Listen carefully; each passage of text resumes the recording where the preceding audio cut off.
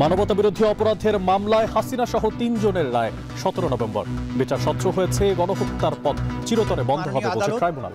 এই মামলাটির রায় ঘোষণার জন্য আগামী ১৭ নভেম্বর সোমবার দিন নির্ধারিত করেছেন।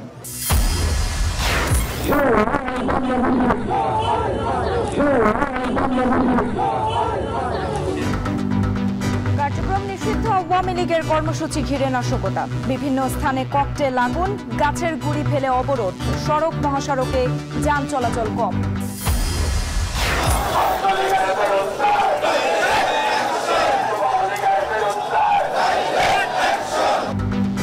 সহিংসতা ঠেকাতে বিভিন্ন সংগঠনের মিছিল, সমাবেশ, অবস্থান।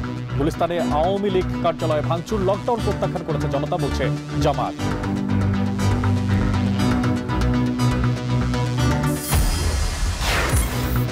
জুলাই সনদে সই করেছেন রাষ্ট্রপতি, কিছুক্ষণের মধ্যেই প্রধান উপদেষ্টার ভাষণ।